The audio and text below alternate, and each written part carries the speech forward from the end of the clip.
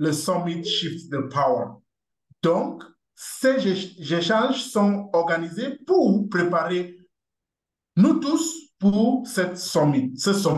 Et en cela, bien vouloir donner la permission pour qu'on enregistre les conversations parce que nous voulons partager aussi avec tous ceux qui ne peuvent pas être ou qui ne pouvaient pas être avec nous cet après-midi. Et pour l'ordre du jour, nous aurions une petite introduction sur qu'est-ce que c'est le shift de power. Et permettez, nous allons continuer à utiliser cette terminologie ou cette phrase en langue anglaise et à fur et à mesure, vous allez proposer ou décider sur quoi ou comment est-ce que nous pouvons appeler cela en langue française. Donc, nous aurions une petite introduction sur Shift the Power et après, ensemble, nous allons partager nos différentes perspectives sur comment traduire le concept Shift the Power. Beaucoup d'entre nous sont en train d'exercer dans ce domaine, sont en train de promouvoir cet agenda et bien vouloir partager par votre compréhension comment vous voyez cela, comment cela se représente ou se reflète dans votre contexte. Il serait important que nous partagions cela avec tout le monde.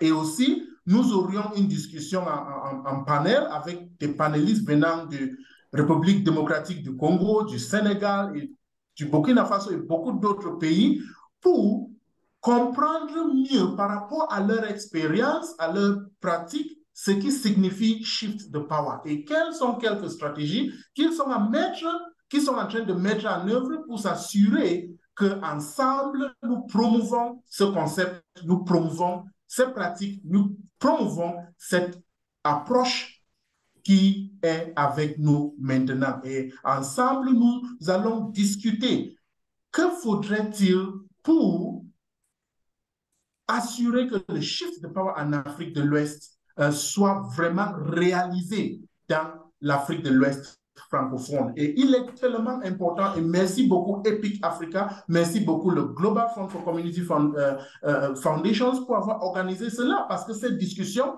sont de plus en plus récurrentes dans les pays anglophones, en Afrique de l'Ouest, et il est important que nos confrères, nos collègues dans les pays francophones contribuent dans ces discussions, partagent leur avis et aussi dans ces discussions. Et après, nous aurions une clôture de la séance. Merci beaucoup, Émilie. Et maintenant, permettez-moi une fois pour ceux qui sont en train de nous joindre, si vous voulez suivre les conversations en langue française, bien vouloir regarder sur la plateforme Zoom, vous allez voir l'icône interprétation. Vous cliquez sur cela et vous choisissez la langue française. And for those who want to follow the conversations in the English language, please go to the bottom of your Zoom platform. You click on the interpretation icon that you'll find at the bottom of your screen.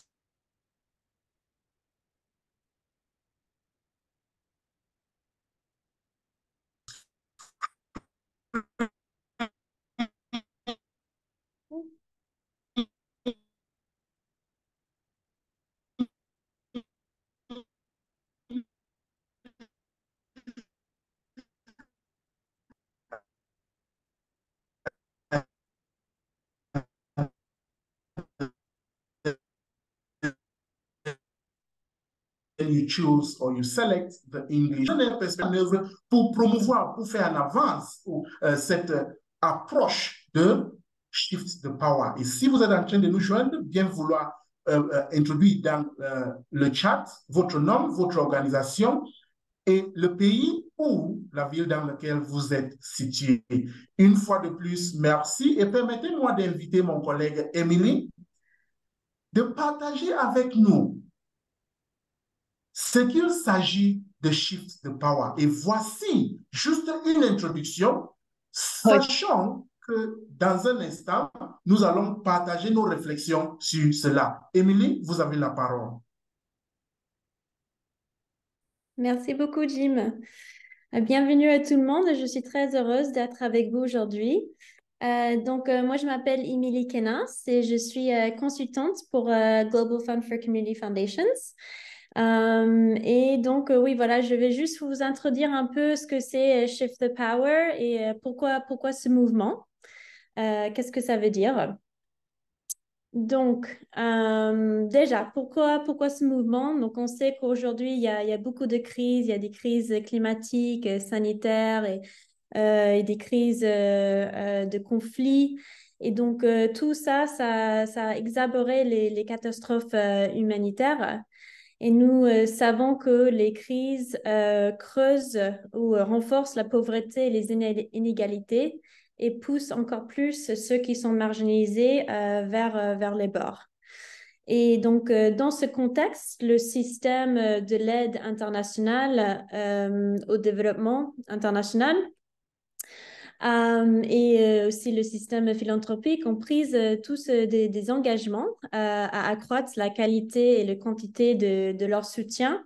Donc, par exemple, à travers la localisation ou le financement direct aux acteurs locaux et aux organisations communautaires. Donc, par exemple, on a vu ça pendant le forum Génération Égalité. Mais donc, même si certaines de ces promesses ont été bien tenues, d'autres ont été un peu plus décevantes et le progrès reste lent. Donc, nous pouvons plus attendre. Il est vraiment temps pour un changement. Et peut-être c'est à travers le mouvement Shift the Power qu'on va arriver à ce changement. Donc, je voulais juste vous montrer un peu, là, c'est une illustration qui souligne un peu les problèmes avec le système actuel de développement international. Donc, là, vous voyez que dans ce système actuel, ça crée des barrières artificielles entre les donateurs ou les acteurs internationaux et les communautés. Donc, ce système, comment c'est construit actuellement, ça maintient largement le pouvoir, l'argent et les autres ressources du côté des donateurs et au côté des acteurs internationaux. Et donc, ce système valorise la compétition, le professionnalisme, l'expertise, l'affiliation à long terme. Mais nous avons besoin d'un nouveau système où le pouvoir et les ressources sont partagées et où d'autres valeurs sont mises en avant comme la participation, la collaboration, l'inclusion et la transparence. Donc, qu'est-ce que c'est Shift the Power? Donc Shift the Power met l'accent sur les communautés locales en tant que décideurs et investisseurs dans leur propre processus de développement. C'est une force mobilisatrice qui cherche à mettre en lumière et soutenir, légitimer et joindre des nouvelles façons de décider et de faire, donc des nouvelles façons qui met en valeur, en avant le partage, la collaboration et tout ça. Donc voilà, cette Shift the Power veut mettre en lumière toutes ces nouvelles façons de faire et sous un mouvement commun avec l'objectif de créer une société juste, participative et inclusive. Donc, à travers où le mouvement relie les pratiques et les initiatives et les organisations communautaires qui centrent les communautés. Et donc, si on prend toutes ces pratiques, initiatives et organisations ensemble, on peut créer la base d'un système alternatif qui est fondé sur des réseaux distribués et un pouvoir partagé. Donc, c'est vraiment ensemble, à travers ce mouvement, qu'on peut arriver à faire un nouvel système qui marche pour nous et qui va faire vraiment des solutions qui nous emmènent à des solutions durables. Alors, donc, je vais juste aussi, après que j'ai fini de parler, je vais vous partager dans le chat le manifeste pour le changement. Parce que là, j'ai mis le PowerPoint, donc je ne peux pas faire les deux en même temps, mais vous allez voir, je vais vous partager le lien pour ce manifeste pour le changement qui liste les demandes et les principes de mouvement. Et donc, ce manifeste est disponible en français, en anglais et en espagnol. Mais avant ça, je voulais juste vous dire aussi que ce dernier temps, j'ai parlé avec des actrices et des acteurs ou des organisations basées en Afrique francophone pour un peu comprendre la pertinence de ce mouvement dans la région. Et donc, je voulais partager avec vous quelques apprentissages. Donc, d'abord, j'ai demandé qu'est-ce qui étaient les défis dans la région. Et on voit déjà, c'est toujours avec la prédominance de l'anglais. Donc, comme c'est quelque chose qu'aujourd'hui, déjà, on va essayer de relever parce que, voilà, le shift of power, c'est souvent ce mouvement est mis et à travers l'anglais. Voilà. On fait les réunions en anglais. Déjà, le hashtag Shift the Power, c'est en anglais. Donc, voilà, on aimerait essayer de voir, d'amplifier les voix francophones. Aussi, un autre défi, c'est les effets de long terme du colonialisme, tels qu'un manque de reconnaissance des communautés de leur propre pouvoir et capacités et ressources. Donc, voilà, à travers Shift the Power, on espère qu'on peut reconnaître les pouvoirs intrinsiques des communautés. Un troisième défi dans la région, c'est qu'il y a beaucoup de ONG internationales qui sont les donateurs principaux de la région. Et il n'y a pas encore beaucoup de ONG internationales ne sont pas encore dans le mouvement Shift the Power. Ils ne sont pas prêts pour certains de partager encore le pouvoir. Et du coup, ça fait qu'il y a un contexte très, très compétitif pour le financement dans la région. C'est aussi souvent des petits financements et voilà, de courte durée. Donc, et aussi, ça fait que souvent, les organisations communautaires sentent qu'ils sont plus des partenaires ou des partenaires opérationnels et qui ont un peu moins de voix dans de voix dans le processus de création de projets. Voilà, donc ça, c'est un peu les défis, mais j'espère qu'à travers notre discussion aujourd'hui, qu'on va continuer cette discussion. Et finalement aussi, donc pour les besoins pour Shift the Power, donc comment avancer ou développer davantage ce mouvement de la région. Donc, il faut faire des réunions comme aujourd'hui, il faut avoir des espaces, des ressources, des événements en français. Y compris les rencontres en personne au niveau régional et national. Il faut bien sûr amplifier les voix des acteurs et actrices francophones.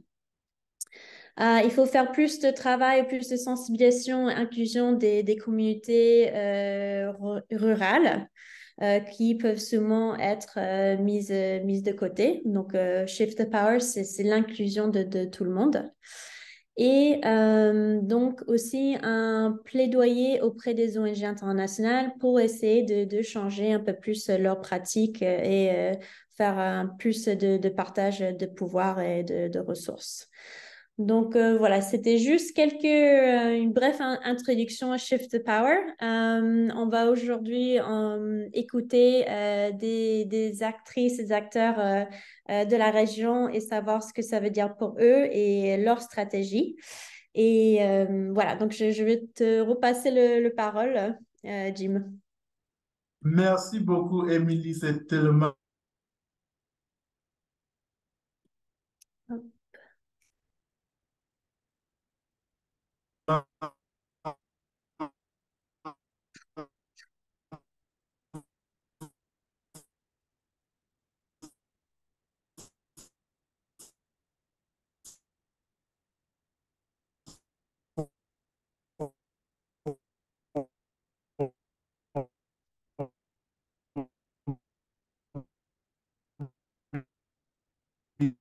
formidable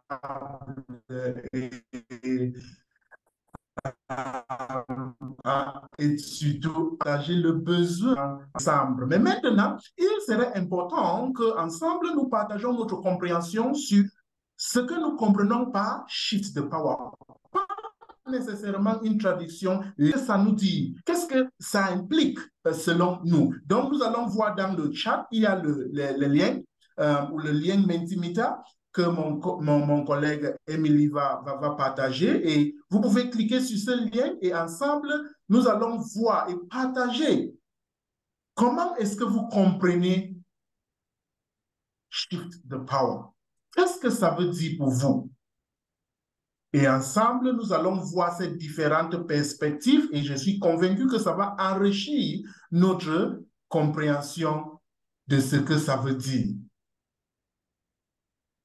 Donc, merci, Émilie, pour avoir partagé le lien avec nous tous.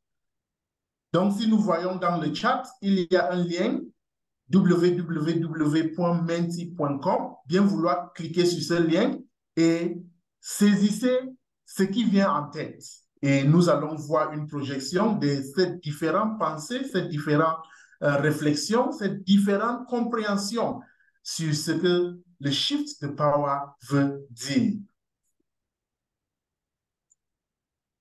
Et n'hésitez pas de partager ce qui vient en tête parce qu'il n'y a pas de fausses réponses ici. Et ce qui se passe au Burkina n'est pas la même chose comme au Dakar, comme à Yaoundé, comme en Afrique du Sud, comme en Belgique, comme en Inde ou en Colombie. Donc, ces différentes perspectives viennent surtout par rapport à vos expériences, les succès que vous avez pu réaliser, les défis que vous rencontrez par rapport à votre contexte, et tout cela sont tellement capitaux pour enrichir ou approfondir notre compréhension de shift the power. Donc, selon vous, qu'est-ce que veut dire shift the power? Et je pense que, Émilie, vous pouvez projeter l'écran pour qu'ensemble, nous voyons les perspectives ou les contributions qui sont en train d'être partagées avec nous. Merci beaucoup. Il y a 5 personnes qui ont partagé. Je vois travail collaboratif et en réseau. Moving from philanthropy towards genuine solidarity among peoples. Dignité, équité, justice dans le développement. Partenariat équitable. Shift of power means equitable repositioning of power, making it more participatory and democratic. Rendre le pouvoir aux acteurs locaux en vue d'améliorer la qualité de l'aide humanitaire. Transition towards a new way of holding and using power that is not abusive and oppressive. Responsabiliser la communauté ou les communautés. Formidable. S'il y a d'autres perspectives, bien vouloir partager avec nous. Mais je pense que ces différentes perspectives sont tellement importantes. J'entends collaboration, j'entends équité, j'entends justice, démocratie. J'aime cette terminologie qui entre dans les discussions ou la compréhension du shift de power. C'est tellement formidable et je pense que ça enrichit aussi nos différentes compréhensions de shift the power. Rééquilibrer la distribution du pouvoir, des ressources, co-création, prise de... Je ne vois pas les autres mots.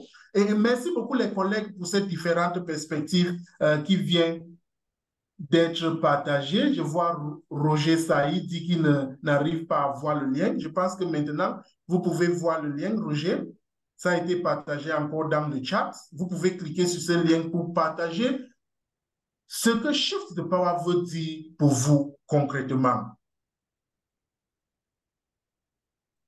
Merci beaucoup pour ces riches contributions et merci Émilie pour avoir partagé avec nous. Et je pense que ces différentes perspectives approfondissent notre compréhension ou enrichissent notre compréhension de Shift the Power. Et maintenant, nous avons des panélistes qui ont exercé dans cet agenda, qui ont contribué à promouvoir cet agenda, qui ont capitalisé sur cette nouvelle approche, cette nouvelle pensée de mener leur action dans leurs différents pays, dans leurs différents contextes. Et je vais inviter ces différentes panélistes de partager avec nous leur expérience et ce qu'ils rencontrent sur le terrain quand il s'agit de Shift the Power. Permettez-moi de présenter pour nous ces différentes panélistes. J'ai avec moi, nous avons avec nous Rose Maruru, qui est cofondatrice de Epic Africa, qui est basée au Dakar, Sénégal. Merci Rose d'être avec nous. Good afternoon and welcome to this discussion. Rose, are you there?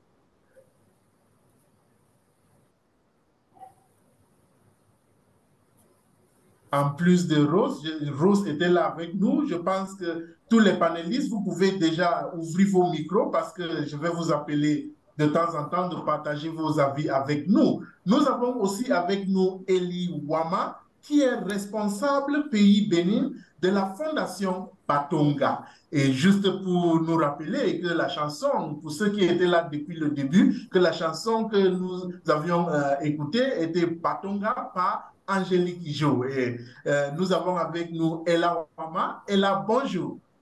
Bonjour Jim et bonjour à tout le monde. Merci d'être sur ce panel. Nous sommes très honorés en tant que francophones d'avoir ces espaces d'échange et de discussion. Merci. Merci beaucoup. Et comment va Cotonou cet après-midi? Très bien, très bien, très bien. Formidable, le Cotonou me manque au cœur. Nous avons aussi Thérèse Zalé, qui est le chargé de programme pour le Fonds pour les femmes congolaises. Thérèse, bonjour. Bonjour Jim, bonjour toute l'équipe. Je suis très ravie de me retrouver avec vous tous pour encore une fois échanger, partager nos idées sur la dynamique du pouvoir. Merci beaucoup. Je suis à Kinshasa, en République démocratique du Congo. Oh, Kinshasa, notre beau pays avec le Chikwang. Je pense que tout se passe très bien là-bas à Kinshasa. Nous avons aussi avec nous Abdoulaye Sawadogo, qui est le directeur général de la... Merci beaucoup. Merci aussi. Et nous avons aussi Abdoulaye Sawadogo, qui est le directeur général de l'association burkinabé de fundraising. Bonjour Abdoulaye, depuis Ouagadougou au Burkina Faso. Bonjour Jim, bonjour à tout le monde. Et merci d'avoir accepté à cet rendez-vous pour qu'on puisse ensemble partager quelques expériences afin de pouvoir développer ce concept Shift the Power. Merci à tout le monde. Merci beaucoup Abdoulaye et ce fut un plaisir d'être avec vous cet après-midi. Et je reviendrai vers vous juste pour confirmer Rose Maruru. Are you there, please? Rose Maruru, une fois de plus, est la cofondatrice de Epic Africa, une organisation basée au Dakar, en Afrique de l'Ouest.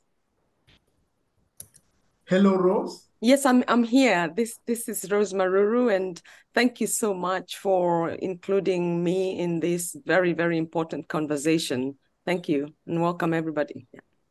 Thank you very much, Rose. And I would really want to begin with you. You are one of the co-conveners of this very important discussion. And looking at the great work that you are doing, with Epic Africa across the entire continent, what does Shift the Power really mean to you, and how does it shape the work you are doing? Yeah, thank you so much, Jim. So maybe I'll tell you just a little bit about Epic Africa, particularly why we exist.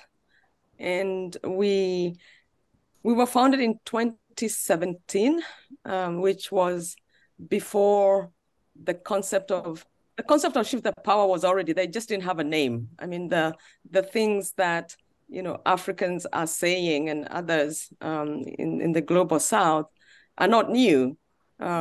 But they hadn't gained the momentum that we have seen, especially since 2020, 2021, with the advent of COVID. And what drove me and the co-founder of Epic Africa to set up the organization, it was really in response to our lived experience working in this sector for many years and observing many of the injustices and dysfunctions that characterize the whole funding and relationships between funders, particularly external funders and African organizations.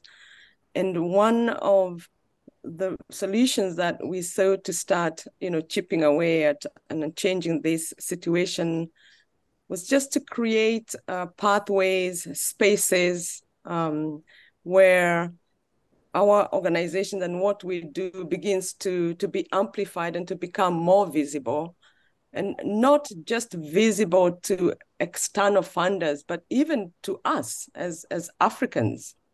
Because quite often, if you ask your regular, ordinary Senegalese or Kenyan, I come from Kenya, about civil society and this whole sector, oftentimes they're either very negative sort of reaction or they don't know what we do. So, and yet we know, those of us who have been in this sector, we do really critical work, and many of the rights that we enjoy as Africans in our own countries, whether it's political, social, and in other areas, is actually the result of civic action.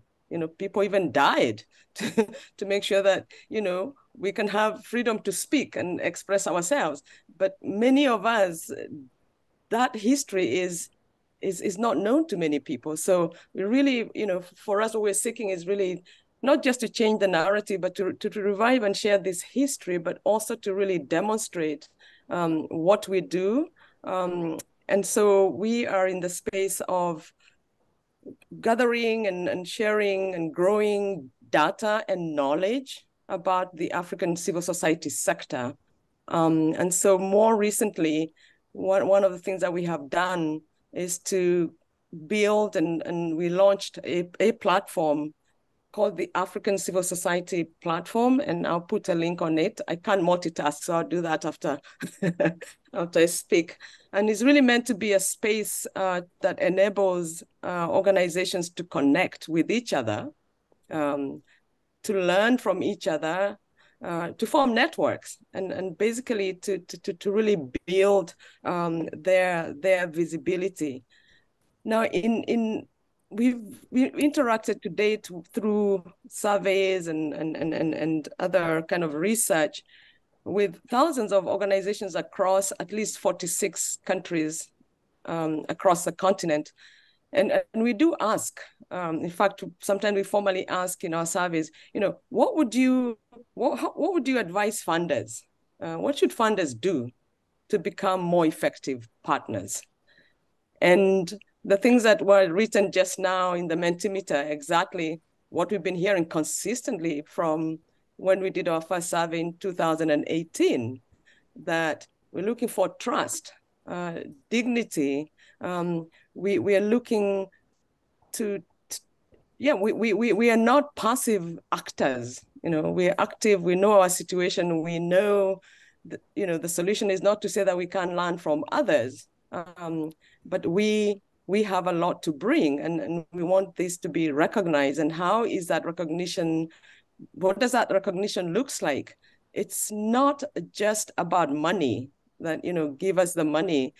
It's whose ideas are being funded, actually.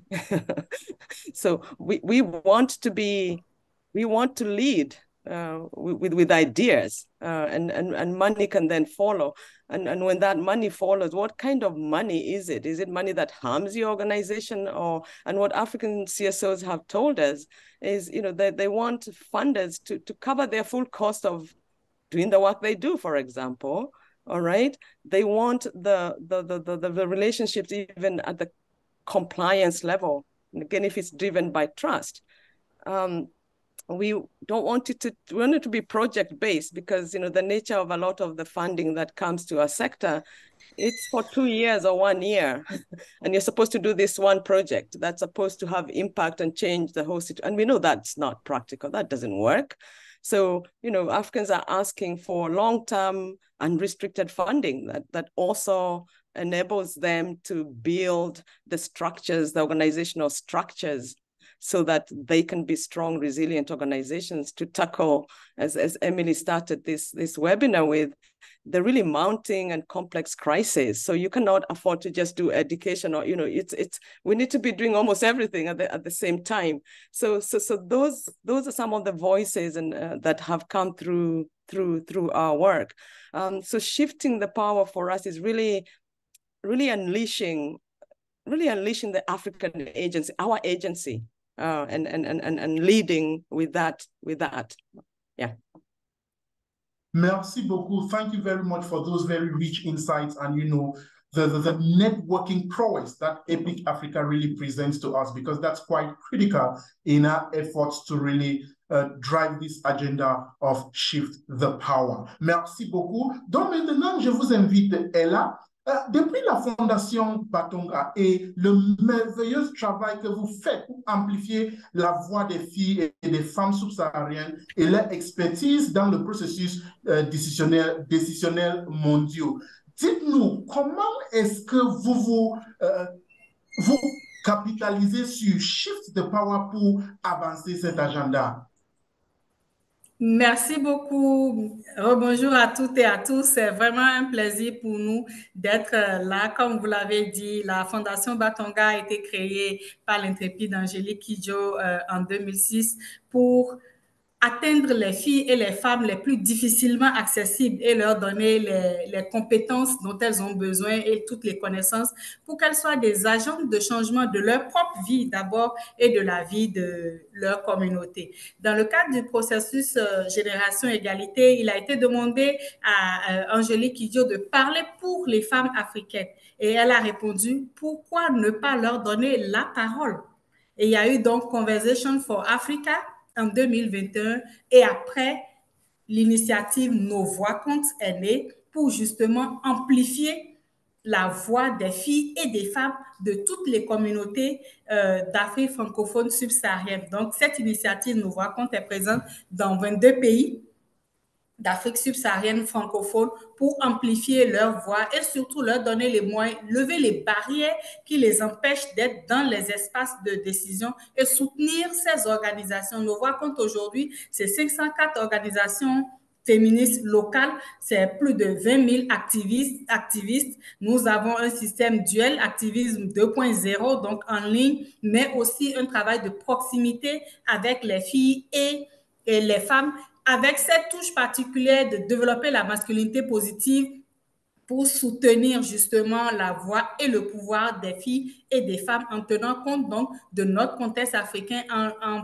utilisant les valeurs qui peuvent promouvoir ce transfert de pouvoir, si nous pouvons le dire. Et bien évidemment, lorsque nous parlons de shift de power, pour nous, c'est redéfinir réellement les relations de pouvoir. Où se trouve le pouvoir? Comment promouvoir les partenariats équitables où la voix des filles et des femmes et leurs besoins sont au centre des initiatives de développement et non pas qu'elles sont des réceptacles des initiatives et des financements, une adéquation entre les besoins et priorités des filles et des femmes de nos communautés avec des financements flexibles, adaptés, qui respectent la dignité humaine et surtout qui permettent de faire avancer le pouvoir des femmes et non pas qui les maintiennent dans une dépendance permanente au financement. C'est cela le travail que nous faisons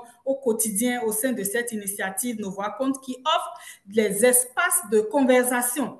Vous savez, le défi que nous avons en tant que francophones, il n'est pas évident d'avoir accès aux espaces de discussion, il n'est pas évident de saisir les opportunités, il n'est pas évident d'être connecté aux opportunités et d'avoir la place qu'il faut et la voix qu'il faut dans les processus de décision. Et il est temps qu'on comprenne bien que ce qui est décidé pour nous, sans nous, n'est pas pour nous. En tant que francophones aussi, nous avons besoin de promouvoir le langage inclusif pour faire avancer nos droits, parce qu'on a, à la différence des anglophones, le masculin, le féminin, avec cette tendance patriarcale d'invisibiliser la présence et la voix des femmes par l'utilisation du masculin générique qui annule tous nos efforts et tous nos pouvoirs, avec des expressions vraiment patriarcales qui ramènent les femmes permanemment dans un système de dépendance. Donc, pour nous, il est temps que la philanthropie comprenne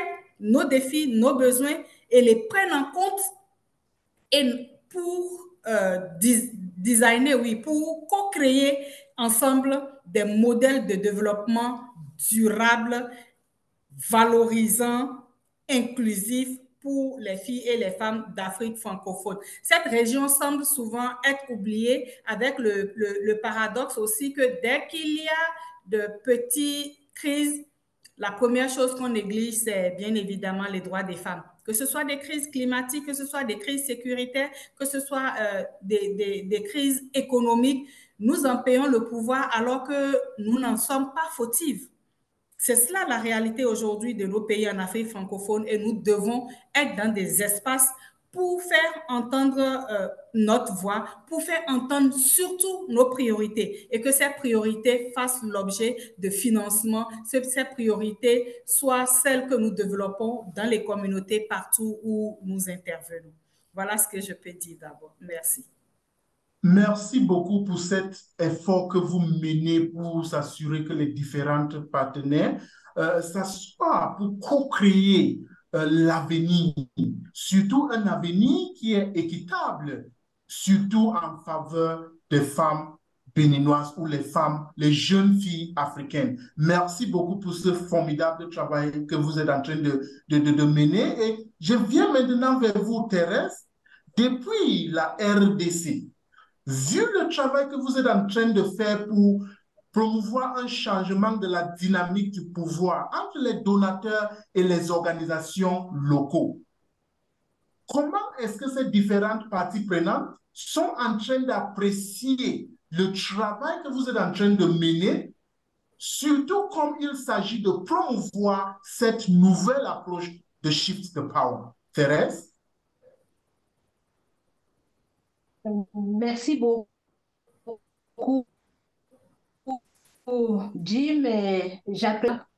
Je suis très contente de savoir que les réflexions, les analyses peuvent avoir des points de convergence.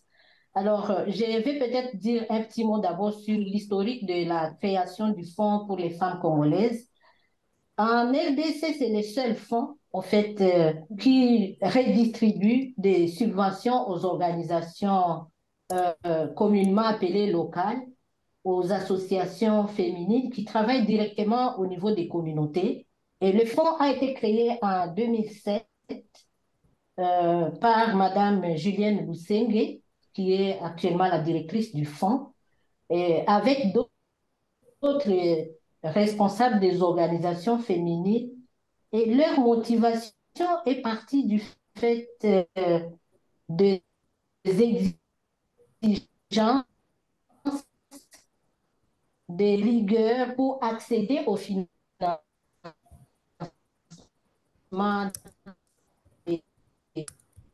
des bailleurs. Alors, les responsables au financement des bailleurs,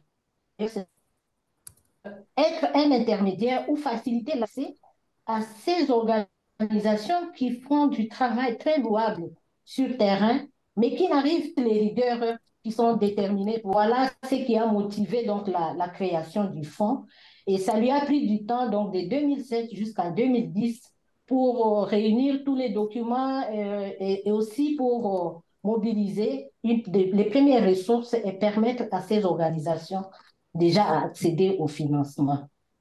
Alors, si je parle de ça, l'objectif de Fonds pour les femmes congolaises est non seulement de donner l'appui financier, mais de valoriser le travail que ces femmes font, parce que pour que l'argent arrive, il faut que l'argent trouve des personnes capables de donner leurs idées, de présenter les difficultés de leur contexte, de canaliser même les alternatives ou les pistes de solutions qu'ils souhaitent pour le faire. et ce n'est qu'après que l'argent peut venir. Alors pour FFC, l'enjeu, c'est au niveau du renforcement des capacités de ces organisations, de manière à ce que leurs idées et leurs réalisations répondent aux besoins qui, au fait, donnent lieu au bien-être individuel, au bien-être collectif, avant même de parler peut-être de développement communautaire de manière générale. Alors, tout ceci nous pousse vraiment à réfléchir sur la dynamique du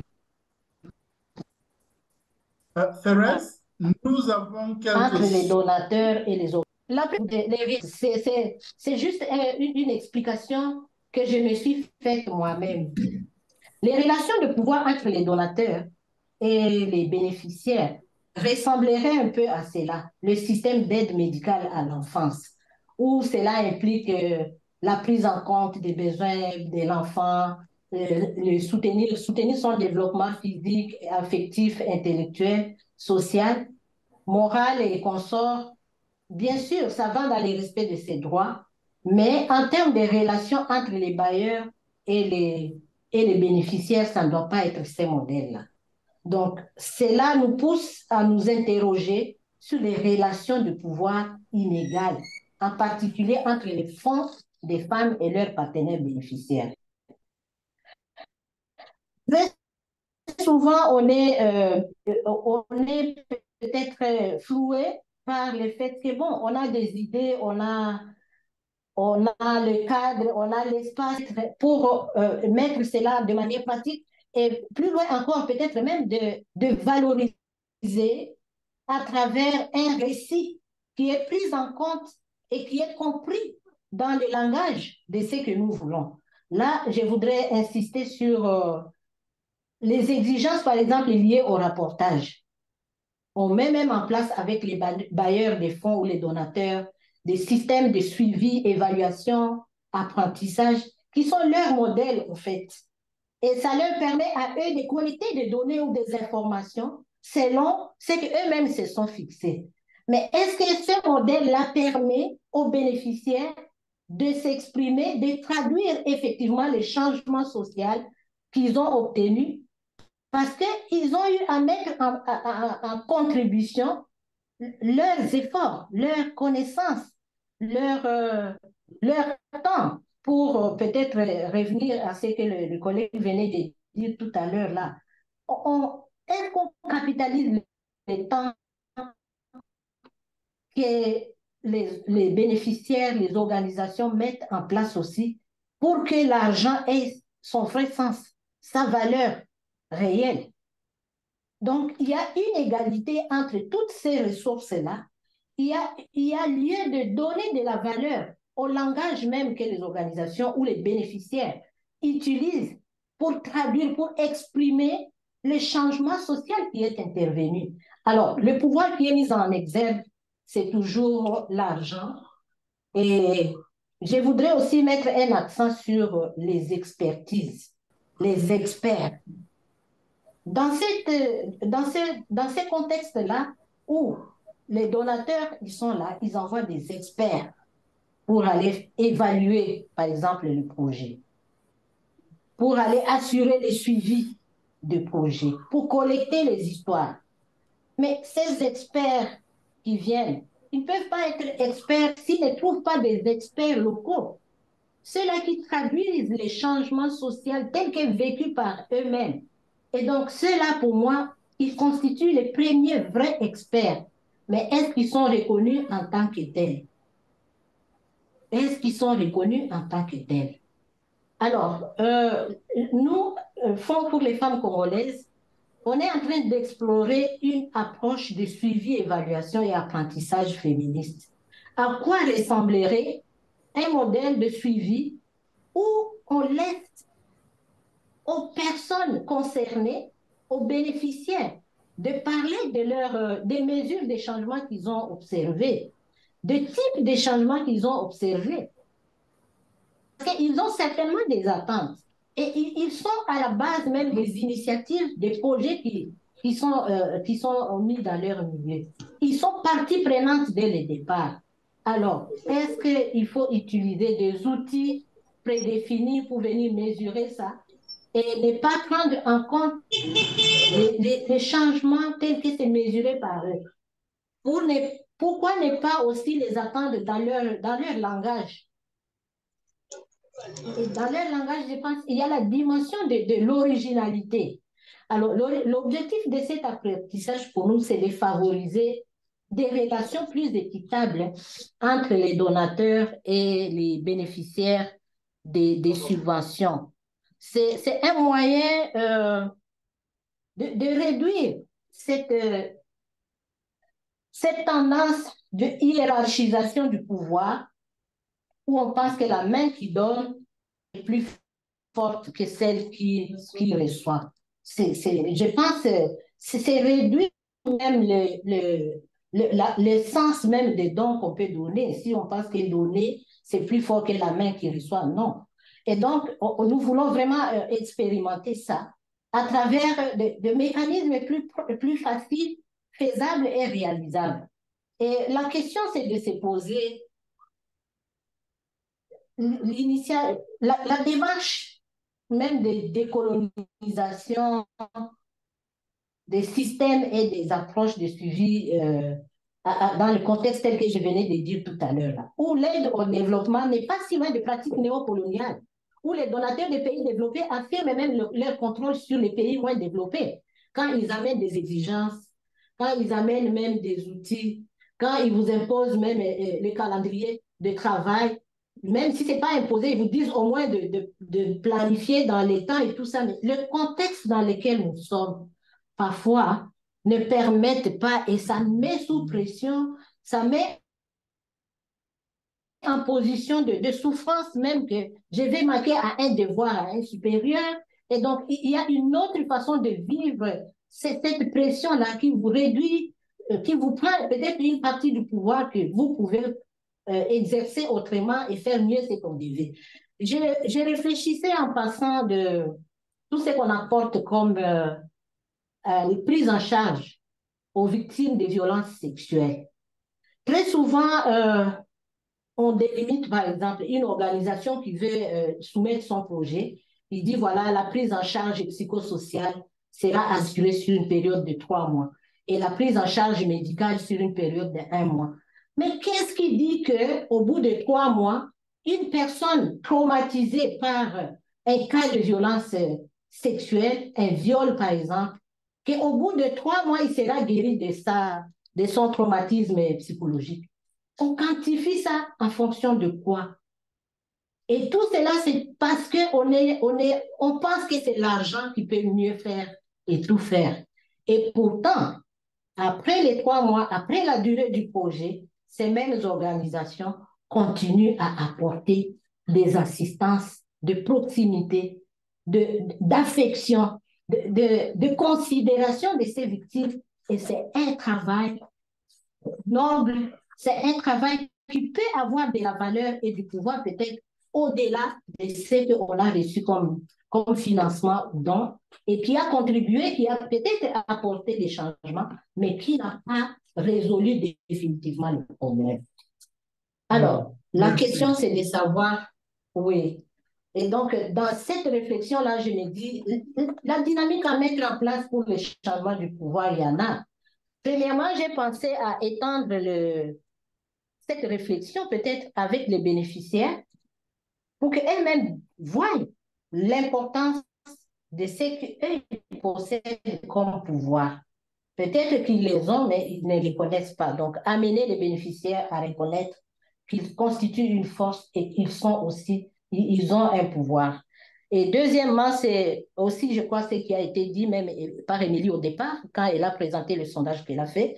Je pense qu'il faut ouvrir l'espace de réflexion critique avec les donateurs sur les modèles de changement d'état d'esprit qui peut les ramener à la perception du pouvoir égalitaire et non pas de croire qu'ils ont un pouvoir de suprématie.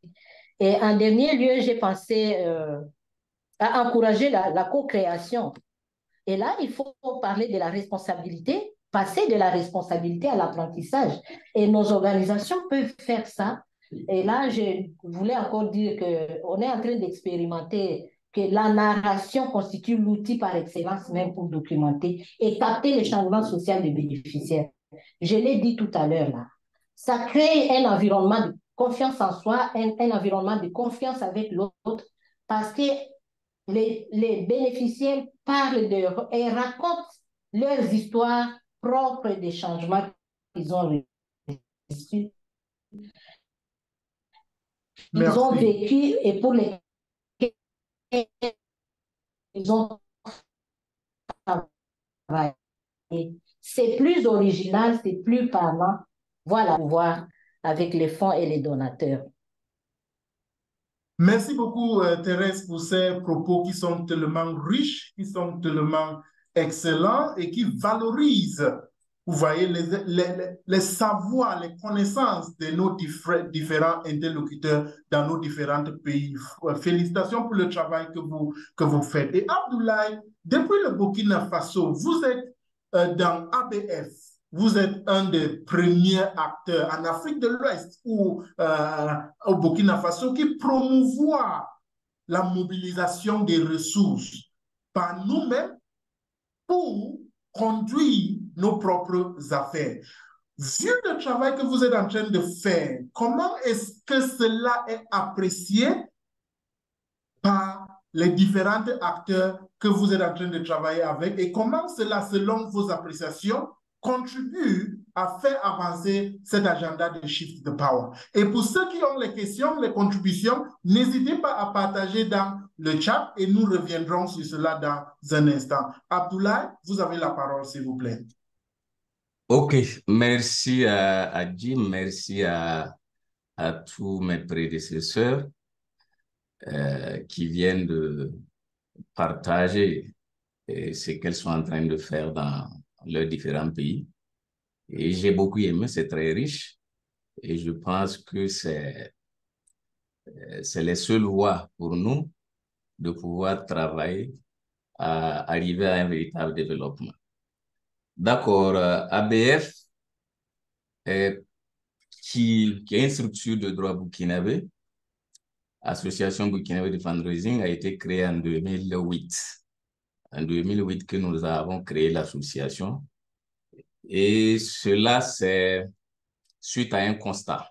On était une dizaine de personnes qui avaient initié cette structure avec une autre vision, dont je fais partie des membres fondateurs de cette association. Et aujourd'hui, je suis le premier responsable de cette structure. Et qu'est-ce qui nous a amené à créer ABF? Nous avons fait une petite analyse dans le domaine du développement et on a remarqué que beaucoup de projets ont été financés par des ONG ou bien voire même l'État central, mais le résultat reste vraiment mitigé. On peut dire que 90% même des projets ont échoué. On n'entend même plus parler. Alors que pour nous, le développement, c'est pas ça.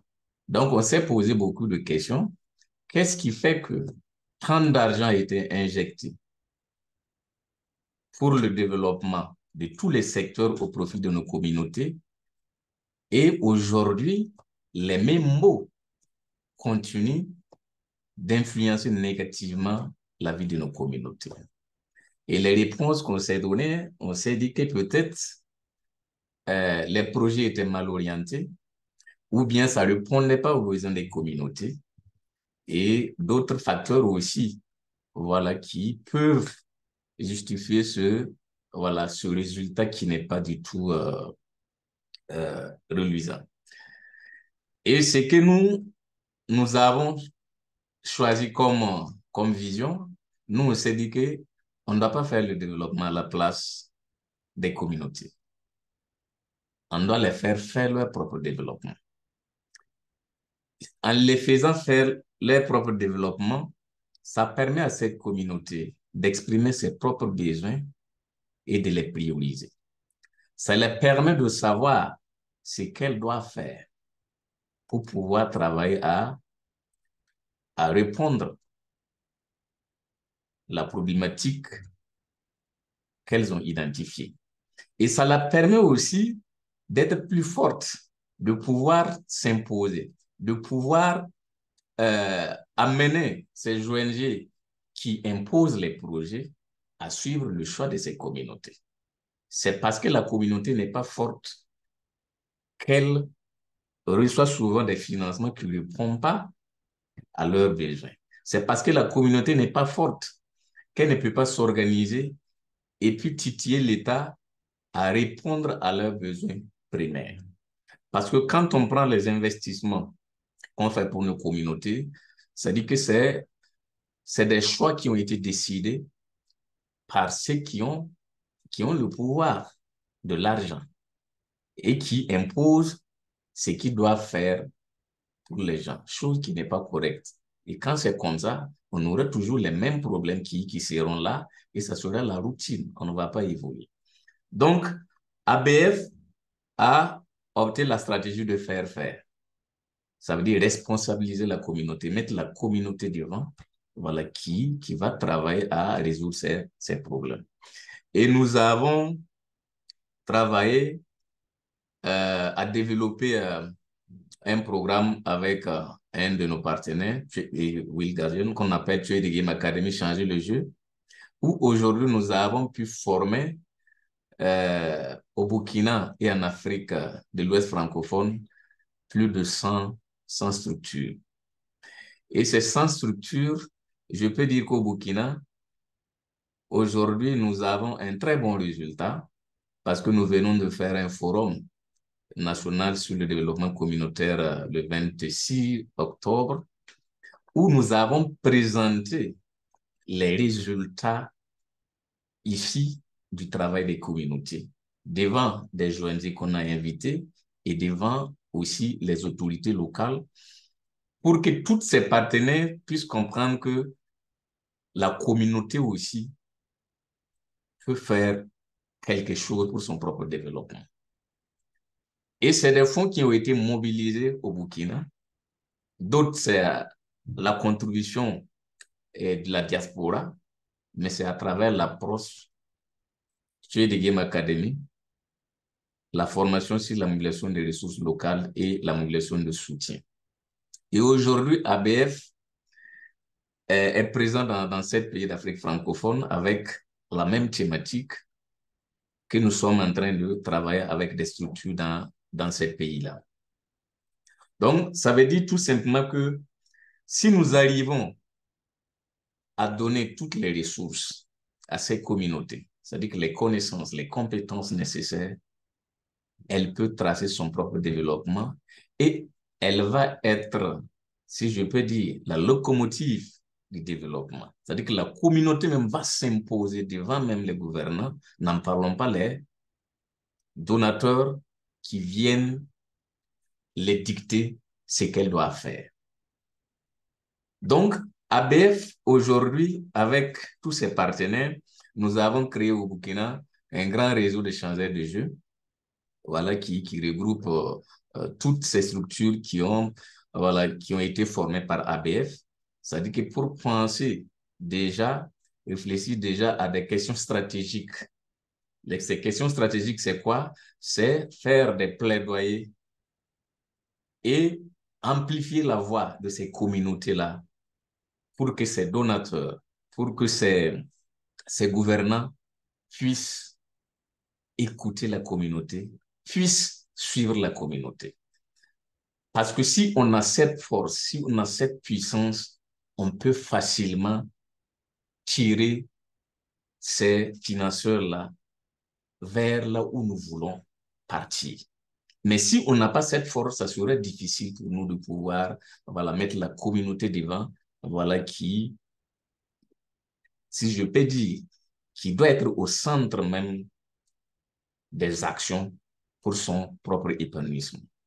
Et nous pensons aussi, dans un futur proche, à élargir ce réseau dans ces pays où nous sommes en train d'intervenir. C'est-à-dire que c'est pour être vraiment une force sous-régionale, qui va nous permettre vraiment de travailler de concert avec ces grandes organisations comme cette thématique que nous sommes en train de pulser pour mieux comprendre, Shift the Power, et avec d'autres structures aussi qui travaillent dans la même thématique qui est vraiment de travail sur la philanthropie communautaire, de travailler pour la responsabilisation de la communauté. Et je pense que si nous arrivons à créer un grand réseau à travers le monde, on pourra faire bouger les lignes, on pourra faire changer les politiques de ces ONG qui ne sont pas des politiques qui favorisent le développement, mais des politiques qui maintiennent nos communautés dans la misère. Et je pense que c'est un combat que nous devons tous engager. Et je pense qu'avec de plus en plus les initiatives de ces gens, nous allons y arriver. Parce que nous avons ce qu'on appelle la matière. La matière est là. Nous avons comment dirais-je, la meilleure vision. Nous avons la meilleure voie. Il n'y a pas meilleure voie pour se développer que de mettre la communauté devant. C'est la communauté qui doit être au centre de tout le développement. Et si nous avons cette communauté qui est forte, si nous avons cette communauté qui fait partie de la grande masse, même au niveau mondial, je pense que tous ces financeurs-là seront obligés de changer leur politique, voilà, pour s'adapter aux besoins de nos différentes communautés. Donc, pour conclure, vraiment, je salue cette initiative parce que Shift the Power vient renforcer et vient encourager déjà ce que nous sommes en train de faire sur le terrain. Et on a dit que seul on part plus vite, mais ensemble on va aller plus loin. Et je pense que ce grand réseau que nous sommes en train de développer, et je pense aussi que le fait d'avoir inclus les pays de l'Afrique francophone pour réfléchir et donner leur contribution à ce concept, on pourra véritablement trouver les voies et moyens, voilà, qui puissent vraiment atteindre nos différents objectifs. Je vous remercie. Merci beaucoup, Abdoulaye. Et vraiment, tous les 4 panélistes, vous venez avec différentes perspectives qui enrichissent vraiment la valeur de Shift the Power et qui met en avant cette approche qui est tellement capitale. J'entends de vous, avec cette passion, la nécessité de prendre en compte nos communautés, de travailler, de voyager avec nos différentes communautés, les communautés dans lesquelles nous travaillons pour faire avancer nos différentes travaux. Merci beaucoup, Abdoulaye, pour avoir partagé ces perspectives qui sont tellement enrichissantes. Maintenant, chers collègues, je vais passer à ce que nous participons dans cette conversation, parce que cette conversation est, pour nous avons juste quelques 15 minutes, mais on va partager un lien avec nous tous dans le chat. Et juste pour qu'ensemble, nous réfléchissons, nous partageons nos différentes perspectives sur comment est-ce que nous sentons, comment est-ce que nous exerçons quand il s'agit de Shift the Power. Concrètement, que faut-il faire pour y parvenir en Afrique de l'Ouest francophone, surtout quand il s'agit avancer cet agenda de Shift the Power? Que faut-il faire? Que faut-il faire? Et je suis convaincu qu'il y a quelques participants qui ont des perspectives à partager. Vous pouvez soulever votre main sur Zoom et on va appeler quelques-uns ou 2 participants. Mais les autres, vous pouvez partager vos avis dans Jamboard, cet outil que le lien a été partagé dans le chat. Merci beaucoup les collègues Émilie pour avoir partagé ce lien. Et peut-être elle là, peut-être je vous invite, parce que vu le bon travail que vous faites au Bénin, en Afrique entière, selon vous, que faut-il faire pour y parvenir en Afrique de l'Ouest francophone, surtout quand il s'agit de faire avancer cet agenda de Shift the Power? S'il vous plaît, 2 minutes. Merci beaucoup, Jim. Je crois que la concrétisation de Shift the Power nécessite une action coordonnée à différents niveaux qui implique aussi bien les organisations de base, les organisations féministes, les gouvernements et les institutions internationales. Pour nous, il est important de renforcer des partenariats équitables. Nous sommes aujourd'hui dans des schémas où toute l'aide vient d'une seule partie du monde, disons, les donateurs, les grands philanthropes viennent des pays développés, alors qu'au sein même de nos pays, nous pouvons développer des idées de philanthropie locale ou même entre pays. Le soutien à nos organisations, ça peut être déjà du soutien technique, ça peut être des partages d'expériences. Donc, créer ces espaces qui nous permettent quand même de décoloniser réellement notre façon de percevoir l'aide pour le soutien aux organisations. L'autre chose, c'est de développer la redevabilité féministe. Il y a des engagements qui sont pris, il y a des promesses qui sont faites, mais comment nous suivons pour savoir que ce qui est promis va réellement aux personnes à qui c'est promis dans la manière qui leur permet de développer et non seulement de remplir l'agenda du donateur ou des donatrices. Nos voix comptent à lancer des conversations sur la redevabilité féministe actuellement parce qu'on sort du point médian de Génération Égalité et il y a la conférence des ministres des Finances justement qui réfléchit sur le financement de l'égalité des genres. Donc, nous avons choisi ce moment pour lancer ces conversations sur la redevabilité féministe et dans différents pays et demain encore, nous aurons ces conversations. L'autre élément, c'est de donner la priorité à l'autonomie locale et soutenir les initiatives locales des femmes. Le financement pour la formation, la promotion de ces initiatives, mais dans une perspective de durabilité. Et pour cela, nous devons sensibiliser les décideurs politiques, les donateurs, le grand public à l'importance de shift de power. Ça implique une promotion, une compréhension des dynamiques de pouvoir et des inégalités structurelles. Et cela peut susciter un engagement en faveur des changements collectifs, un engagement collectif. Nous avons déjà dit qu'il faut revoir les politiques de financement, il faut avoir des financements adaptés aux besoins et des communautés en mettant en avant la diversité des actrices, des acteurs et des initiatives et la prise en charge aussi des activistes féministes qui mettent en œuvre ces initiatives et ne pas trop mettre une pression morale, mentale sur ces personnes-là. Il faut aussi encourager l'innovation sociale. L'innovation sociale et le développement des initiatives locales. Ça peut passer par le soutien aux entreprises locales, aux projets communautaires, aux idées émergentes. Au niveau de la Fondation Batonga, nous développons plus l'approche par elle et pour toutes, des initiatives conduites identifiées par les filles dans leur communauté pour régler des problèmes de leur communauté. Bien évidemment, nous devons plaider en faveur d'une gouvernance inclusive où les femmes ne sont pas seulement représentatives en nombre, mais où elles sont à des places clés qui permettent d'induire les changements que nous voulons, qui permettent de prendre en compte leurs besoins, leurs priorités. Madame Rose avait parlé d'évaluer, mesurer l'impact avec des outils féministes, avec des mécanismes qui tiennent compte de la reconfiguration du pouvoir et de l'autonomisation de nos communautés. Bien évidemment, ça nécessite des indicateurs spécifiques sur les progrès vers une répartition plus équitable et plus judicieuse du pouvoir. Il faut mobiliser la société civile. Celui du Burkina venait de le dire. Il faut mobiliser et surtout, il faut partager des cas d'école de ce qui a marché.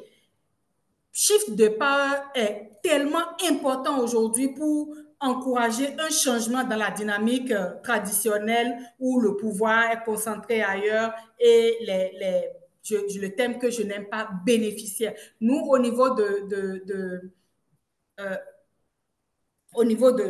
nos voix comptes, nous ne parlons pas de bénéficiaires, nous parlons de participantes et de participants. Dans ce contexte, les personnes qui reçoivent l'aide comprennent que c'est pour induire un changement et non pour remplir des indicateurs et non pour remplir des formats. Nous ne pouvons plus continuer avec des systèmes formatés, calqués, mais nous devons revoir le système de pouvoir qui met la personne humaine, les droits des filles et des femmes au centre de tout.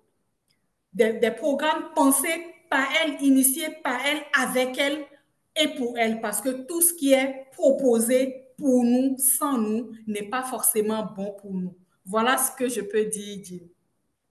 Merci beaucoup, c'est tellement enrichissant. Et s'il vous plaît, les collègues, si vous avez des propos à partager, oui, je vois la main levée de Angelo. Et nous avons partagé des questions dans le chat. Si nous devions réimaginer le système actuel, à quoi ressemblerait-il? Et aussi, si nous pouvons partager les astuces concrètes que nous pouvons utiliser, que nous pouvons prendre en compte pour faire ce changement, pour remodeler ce système, il serait important. S'il vous plaît, je prends les 3 mains levées et je vais terminer avec vous, Rose, comme vous êtes panéliste. Je veux que les panélistes terminent les conversations. Donc, je commence avec Angelo. S'il vous plaît, Angelo. 2 minutes, s'il vous plaît. Angelo Hongwe. Oui, bonjour à tout le monde. Merci pour cette séance que vous avez planifiée. Moi, je trouve cela vraiment opportun de se retrouver à ces occasions pour discuter donc du développement de l'Afrique. Et c'est vraiment pertinent, toutes les interventions. Et moi, à l'orée de la séance, j'ai retenu une phrase dans la présentation, de la première présentation. Elle disait que les gens, je vais dire les personnes vulnérables, soient au cœur, au centre du processus de leur propre développement. Cela implique beaucoup de choses. Et pour y arriver, l'aborder de façon holistique, ce serait vraiment, puisque c'est ce qu'on a fait jusque-là, on a toujours abordé cette question du développement, de l'aide au développement ou des stratégies de façon holistique. Et nous pouvons faire le point pour voir là où nous en sommes aujourd'hui. Donc, il est important pour moi, comme l'a dit M. Savadogo, d'aller au cas par cas, parce que l'Afrique, elle est plurielle. Les problèmes au sud du Sahara ne sont pas les problèmes, ne sont pas les mêmes qu'au centre de l'Afrique, ainsi de suite. Donc, il est vraiment important que nous puissions proposer des solutions appropriées à chaque cas. Et en plus de ça, il faut commencer par le renforcement des capitaux de moyens. C'est très important, que ce soit le capital humain, social, naturel, et ceci au niveau local, organisationnel que stratégique. Regardez un peu le cas de figure de tout le travail que M. Savadogo, si je me trompe, a fait au Burkina. Montrer à la population qu'elle peut par elle-même parvenir à son développement. Renforcer les capacités au niveau local, tant sur le capital humain, sur le plan social, que sur le plan économique, pour que les gens puissent être en mesure de mobiliser par elles-mêmes les ressources nécessaires pour donc survenir à leurs besoins. Puisque tant, regardez un peu de l'autre côté de la RDC, elle disait, même pour les capitalisations lors de la mise en œuvre des projets, les suivis évaluateurs sont imposés avec des formats imposés qui ne transmettent pas réellement, par exemple, les impacts, que ce soit ceux prévus par le projet ou que ce soit les outreach, je suppose.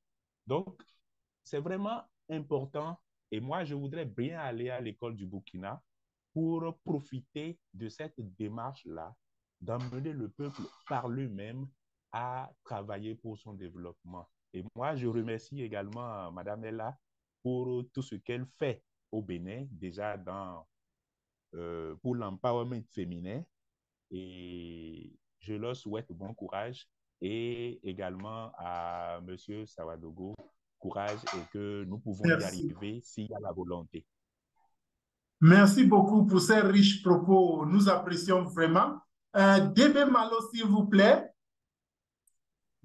D'accord, merci bien, mon cher ami Jim. Merci à l'ensemble des participants. Et je souhaite donc dire mention spéciale à l'ensemble donc des panélistes qui nous ont vraiment donc épatés avec l'ensemble des contenus que nous avons reçus d'eux. alors, concernant donc cette conception de Chief Bay Power. Alors, je voulais juste apporter donc quelques éléments également, en plus de ce que donc les autres ont déjà dit, concernant donc ce transfert de pouvoir que nous souhaitons tous voir donc à l'endroit donc de nos différentes communautés. Alors, vous voyez aujourd'hui la dynamique dans laquelle nous sommes au Burkina. Nous avons véritablement eu des cas à succès, comme l'a dit donc mon directeur général. Et il va falloir effectivement que nous travaillions déjà comme premier pan pour que effectivement donc le concept puisse atteindre les objectifs que nous recherchons. Il faut d'abord que nous-mêmes nous fassions un travail conséquent au niveau de la décolonisation, le changement de mentalité de nos communautés. Ça, c'est un travail d'abord qui doit être fait. Parce que quand on est dans un carcan où on est dans l'attente, la main tendue à tout moment, à un moment donné, l'intéressé ne se dit même plus que lui-même, il peut faire des apports, lui-même, il peut faire même quelque chose pour lui-même. Et ça, c'est un véritable problème dans toutes les communautés en Afrique et particulièrement donc dans la plupart des pays francophones. C'est très important qu'on souligne cela. Donc, il faut d'abord travailler à décoloniser donc les mentalités. Savoir que la pauvreté là n'est que dans la tête. Quand nous avons commencé ici donc nos activités, pour la plupart des cas, les gens disaient que mais est-ce que ce qu'on dit là, ça sera possible? Mais plus tard, ils se sont rendus compte que mais c'est eux qui se trompaient.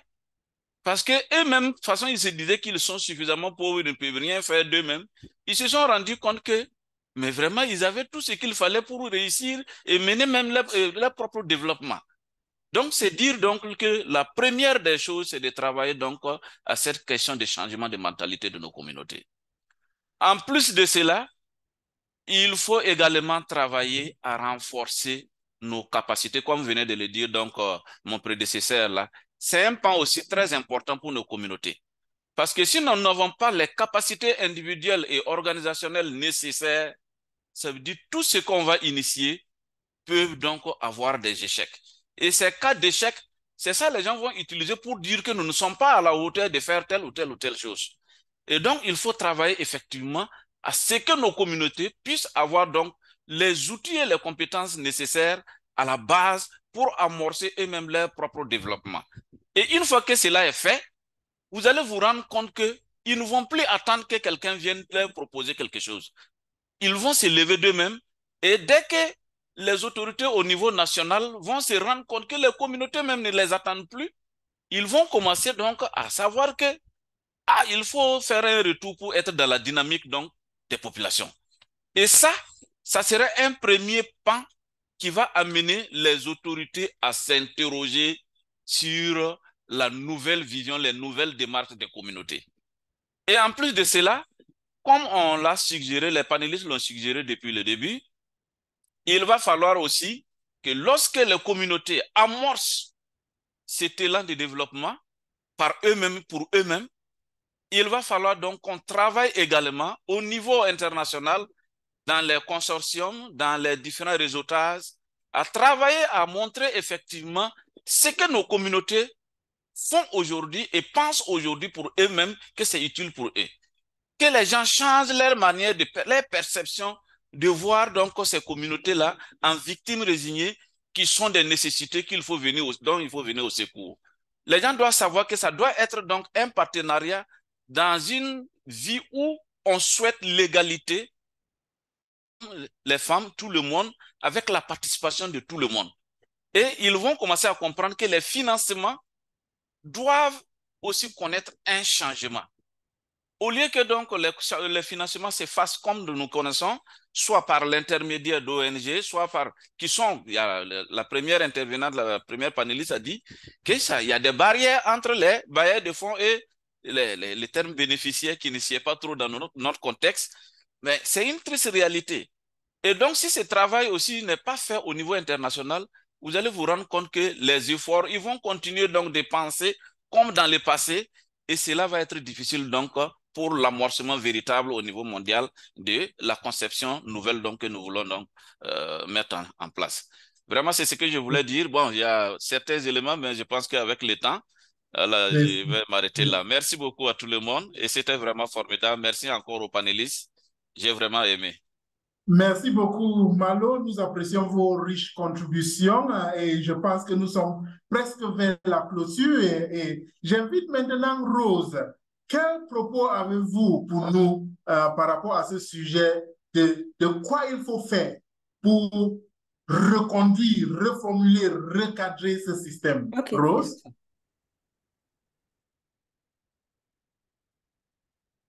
Thank you, Jim, and thank you to my fellow panelists and to the last few people who made some contribution. I think, you know, there's clearly agreement, I think, about what we need to do. You know, we are all hitting on the same set of concerns and solutions. But I just wanted to maybe add, and was picking up on again, something that has been said. And this is, I think it was the last speaker probably who said it, that I think we have to realize our power, you know?